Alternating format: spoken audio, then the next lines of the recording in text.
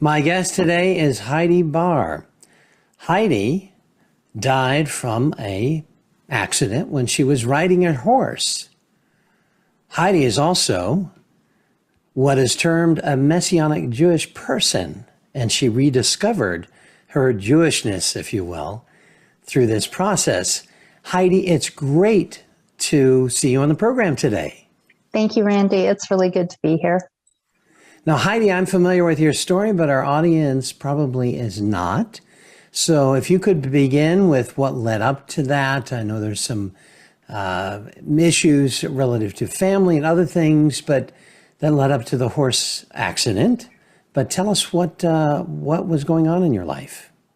Well, in brief, I was in a horseback riding accident. My horse flipped over backwards and killed me. But leading up to that, yes, I am Jewish. My family's been Jewish forever. My father actually carries the Aaron gene. We did a genetic test on him. But he was an atheist. Even though I was raised in an Orthodox community, my father was an atheist. And he actively, I guess he wasn't necessarily an atheist because he actively hated God. But he had sort of a mantra that he taught us, which was, among other things, Jesus Christ is the greatest hoax ever perpetrated on mankind. And Christians are stupid for having hope and believing in heaven. They don't know any better. So that's what I was raised with. And I had a pretty good Jewish education. But the last person I expected to see when I died was Jesus. And he is the first person I saw when I died. So. Wow. Yeah. So Jesus, the one that you were told was the hoax perpetrated on humankind, that your horse, well, let's talk about the accident, because obviously you met Jesus then, the one that you were told was a hoax, but you have been an avid,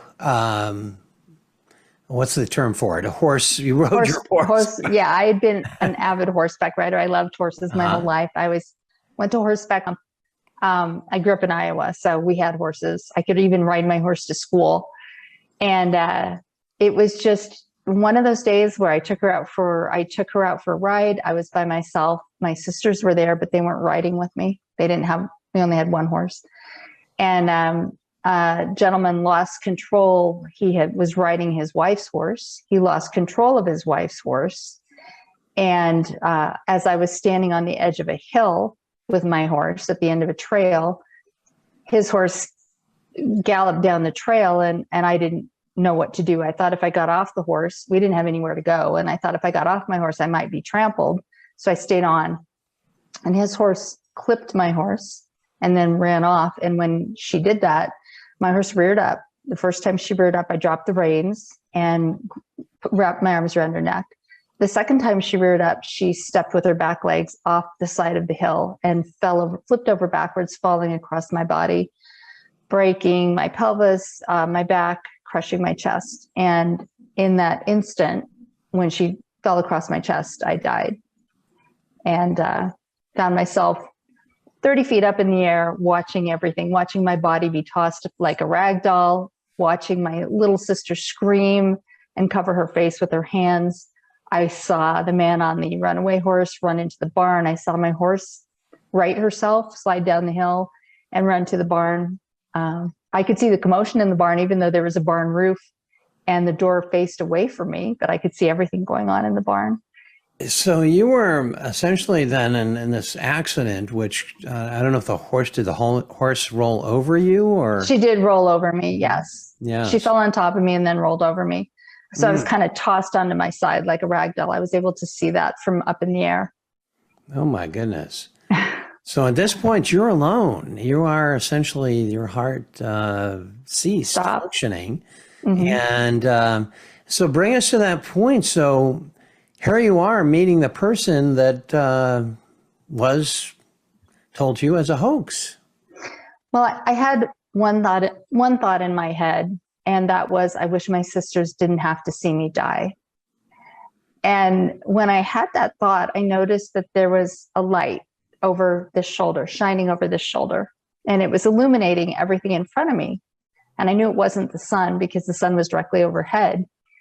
So I looked to my right and I saw a man back there, and I knew immediately who he was. Why I should know who he was makes no sense. And I just said, I know you. And he moved forward until he was next to me, and I knew he was Jesus. Immediately, there was not a doubt. There is no doubt in my mind. There was not a doubt in any cell of my whatever body I had at that moment. I knew exactly who he was. And we were reunited as if we were old friends. Now, I had always believed in God. Unlike the rest of my family, I had a very strong belief in God. And I prayed as a little kid. I knew that the world didn't make any sense unless there was a God. And as a little kid, I used to talk to God, and I always pictured him sitting right at the head of my bed. And this person right here was exactly who I had seen as a little kid sitting at the head of my bed, who I spoke with. So I knew exactly who he was, and I was overjoyed to see him. And I can't even express the familiarity, the love, the belonging, the acceptance, the beauty in his eyes, the joy radiating from him, the humor, the laughter radiating from him. And we were there together, floating about 30, 40 feet up in the air, and everything became peripheral to him. Everything that was happening beneath me didn't matter. All I cared about was his face, was looking at his face. And it was at that point that he offered me a life review. And I was 16 years old. I hadn't done that much, and I'd been a pretty good kid. The only person I'd been hurting was myself. But he gave me a very brief life review. And I realized that, and I was judging myself. He was with me while I was judging myself, but I was judging myself. And I realized that everything I said, everything I did impacted another person. If I hurt someone, I felt their hurt. If I was kind to someone, I felt how they felt when I was kind to them. And I realized that each of our actions has an impact on everything around us. And I also realized that when you die, you get to take one thing with you, one thing, and that's love. The love you have for others and the love they have for you. That's it. That's all you get to take. You don't get to take your clothes. You don't get to take your money. You don't get to take your house. Nothing. You get to take love. And after my life review, Jesus took my hand, and we left the scene. We flew, but we weren't really flying. It was kind of like Superman and Lois Lane in the very first movie when we were holding hands like this. We were surfing on a wave of light. There was this wave of light, all different colors, every color in the spectrum, rolling beneath my feet. And I could feel it tingling the bottoms of my feet. And I was barefoot because I looked back to look at and see what was rolling underneath my feet. And Jesus was also barefoot. And he looked at me with the most profound sense of joy and laughter, because it was the most fun thing I've ever done in my whole life, was surfing on this wave of light. This was holding his hand and surfing on this wave of light was just the best. And I knew we were passing things. I knew we were going faster, but it's hard for me to describe it because mostly I was focused on his face. But I could see things in the background as we passed them by. I could see things behind his shoulders or his face. And, for a while it was earth type things. And then it became not earth type things. And we were going faster. Describe that a bit. When you say, so familiar earthly familiar things, but you said there were some things that were not, or what, right, otherworldly, or? Yeah, at first I could recognize that we were still here, but we were going faster, and we left this planet. We left this plane of existence, and I saw something behind him that struck me later. At the time, I was very focused on him, but when I was in college and I took an astronomy class, and we went one night to look through a telescope. It was at the University of Iowa, which is where, what was it? The something belt the something belt was discovered. I can't remember the physicist who discovered it. But as Jesus and I were surfing, I saw something beyond his head, and it was a galaxy. The closest, I'm going to say, the reason I say it was the closest galaxy to us, which don't ask me the name of that galaxy right at this moment, is when I was at this observatory and we had looked at the moon, and we had looked at Mars, and we had looked at Jupiter and Saturn and all the moons, and we had looked at Neptune, and we looked at a nebula. But when we looked at this galaxy, I had to sit down, and the next thing I knew, the professor was sticking my head between my legs because I nearly passed out, because I realized this was the galaxy I had seen that we had flown past. And this is after your... This was after, yeah. I realized at the time, I didn't know what it was. I just knew that I had seen it, but I didn't really think about it. And then to see it again, and I remember that I had said to Jesus as we flew past it, this is what God sees when he wakes up in the morning. I blurted it out. I just blurted it out. And he just laughed. He started laughing. And as we flew faster, and I could see things were individual things. Whatever we were traveling through, I could differentiate individual things. But we reached a point where we were going so fast that all things became one thing, and I knew that one thing was God. I knew that we were going towards God, and it was at that point that we crossed what I consider a boundary or a threshold. It's like crossing a doorway. I didn't have a tunnel. I know a lot of people have a tunnel. I didn't have a tunnel. We crossed a threshold, and as we crossed this threshold, we approached a light, and this is the only way I can describe it, and I will always describe it the same way. It was a perfect white, blemishless light, and it took up my entire field of vision, and it stretched to infinity. There was nothing but this light. I could look at it. It didn't hurt my eyes. It wasn't hot. It wasn't cold. It was this perfect living light, and the light was love. Jesus took me right into the light, directly into the light. And the next thing I knew, I was sitting on God's lap. And I mean God the Father. I was sitting on his lap. He's a big, big God. But yet I was sitting on his lap like a toddler kicking her legs, sitting on her father's lap. And I wrapped my arms around him, and he wrapped his arms around me, and I buried my face in his chest.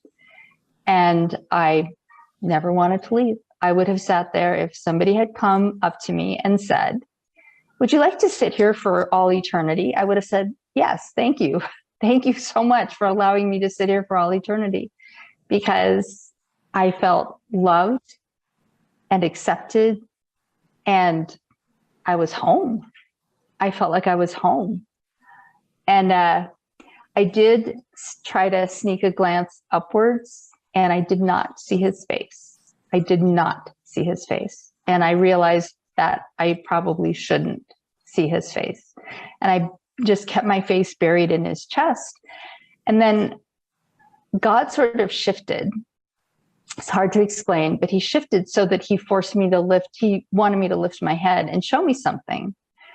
And this is hard to describe because we're talking about something that is infinite in size, something that takes up every space in the entire universe.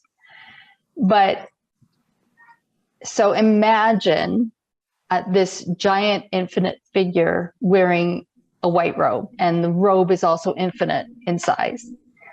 So imagine him withdrawing a corner of his robe. It's as if God withdrew a portion of himself so he could show me something.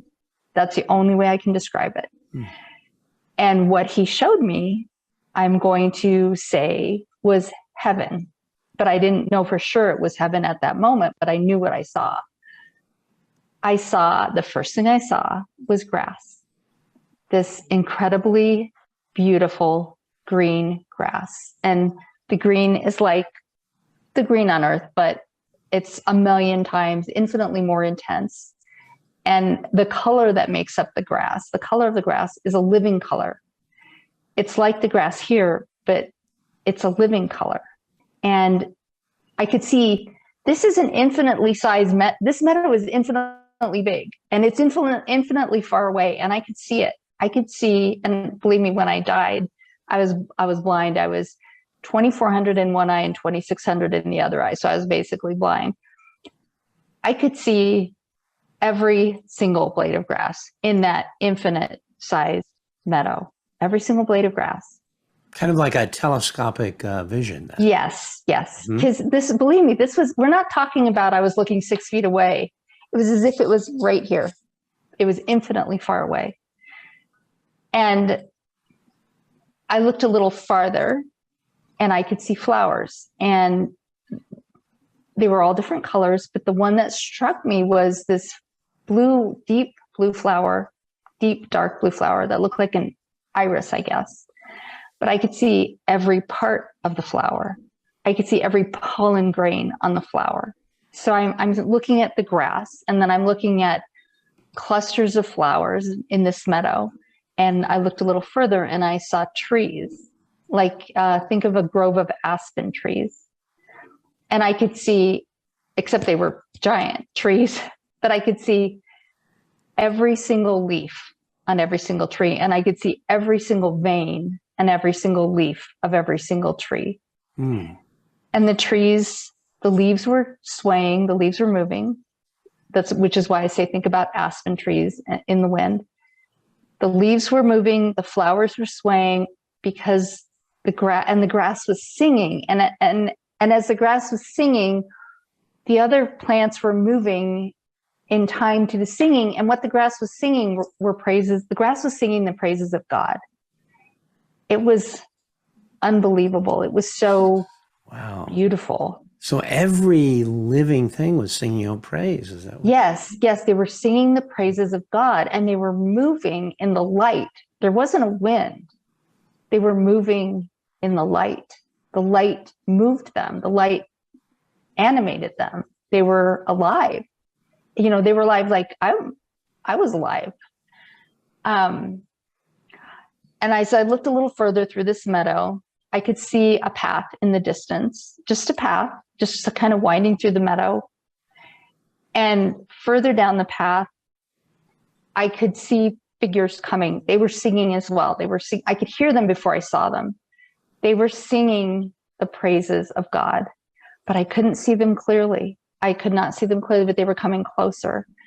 And I'm looking at this, and suddenly Jesus was there. He was back there, right there, holding my hand, because when he had taken me to God, he had disappeared into God, but now he was back out of God. Don't ask. I don't understand these things. I'm not a theologian, so I can't explain it. But he said, "You didn't die. You have to go back." And I turned away from him. I buried my face in God's chest, and I said, "I'm not going back." And he took my hand again, and he said, you didn't die. You have to go back." I said, "I'm not going back." And this time he took my hand, he pulled me off of God's lap, and he said, "You didn't die. You have to go back." And God obviously agreed with him, because he let go of me. And I was screaming at him at that point. I said, "I'm not going back. I'm not going back. I'll feel pain. I don't want to go back." But he took me back, and bam, we were right above my body. And I could see my sisters crying. I could see the ranch owner, Charlie, kneeling beside my body, crying and praying. I wasn't breathing. And I thought, I don't want to get back in that body. I don't even know how I'm going to get back in that body. And Jesus shoved me in from underneath my body. It was kind of like being hoovered in.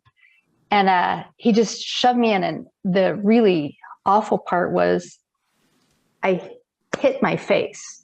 Think about being shoved into a box and hitting the box with your face. I hit the inside of my skull, and I panicked because I wasn't part of that body. And so the body's not moving, and I'm struggling inside my body.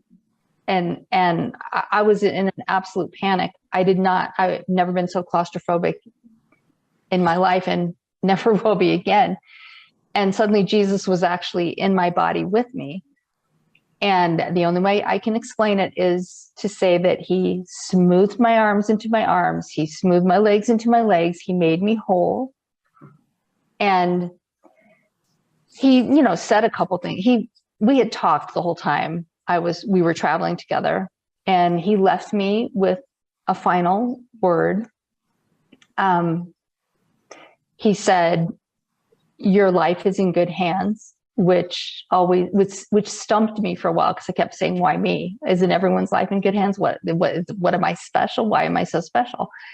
And that I had a little bit of survivor guilt from that until I understood it. But it took me a while to figure out how to work my body, how to work anything. And I finally took a breath, and I cracked open one eye, and I just croaked out, "Charlie."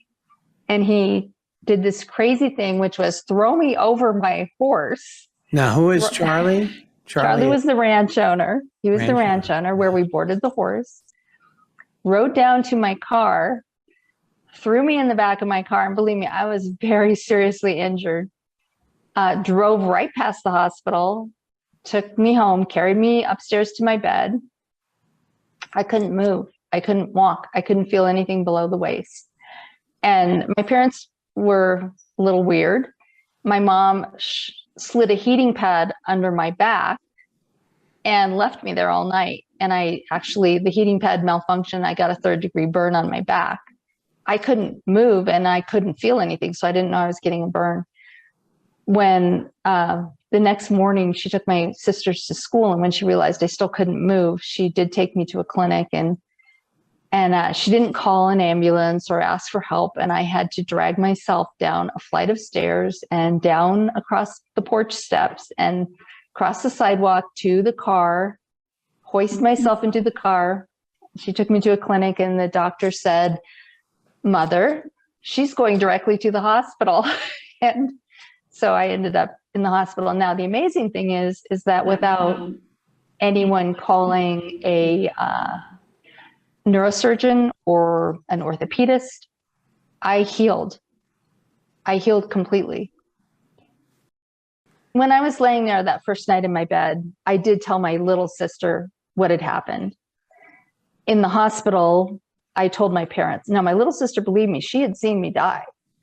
My parents obviously did not believe me. But I told everyone who asked exactly what happened. And 2 years later, actually 1 year, I was 16. So when I was 17, it took me about 6 to 8 months to heal. When I was 17, I left for Israel, and I lived there for a year. Because if there was one thing I knew, it was that I needed to walk where Jesus had walked. I needed to see where he had been. And I hadn't even read the New Testament. I didn't read it until, I don't know, a couple of years after this. So wow. I didn't know anything about him. So you went from this person who had been told that this story about Jesus not being real to now meeting Jesus. Mm-hmm. And now you're on kind of a journey in Jerusalem to connect with your Jewish heritage. It made me, if there's one thing I can say, I came back a different Jew. I came back to life a different Jew. I am Jewish, but I am a different kind of Jew. It reinforced my Judaism. Strange as that sounds, it made me more Jewish than I had been before. Wow. You said something to me, Heidi, at one point. You said that this has given you license to be joyful about your Jewish heritage. Yeah. Connect with your Jewish heritage. I love being Jewish, and I'm sad that part of my history and heritage was taken away from me at a young age. But I rediscovered it. When I discovered Jesus, I rediscovered it. And going to Israel was one of the most amazing experiences of my life. I love Israel. I love going to Israel. So Don't we all? Yes. There's a certain connection there. Yep. There's so many facets about your experience with Jesus that are absolutely fascinating, but I love how you describe that he kind of fitted you into your spirit, into your body again. He did. Yeah, almost like fitting a gift into a box, almost just gently with you. He didn't depart from you in doing that. No, he did not. He stayed with me until I was calm again and whole again. Wow, that's a loving God. Mm-hmm. Also, on a personal note, Heidi, your father, who had told you that Jesus was the ultimate hoax, he recently passed. Yes. And tell us what happened. Did he die adhering to that same belief, or did something change for him? Something changed for him in the last few weeks.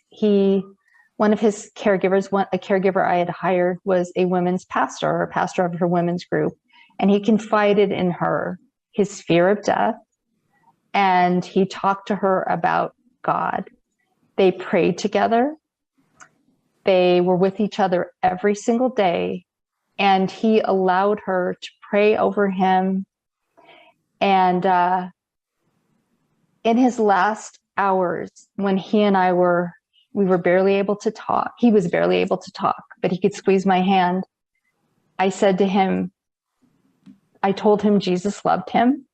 And I said, Dad, when you die, look over your right shoulder and he will be there.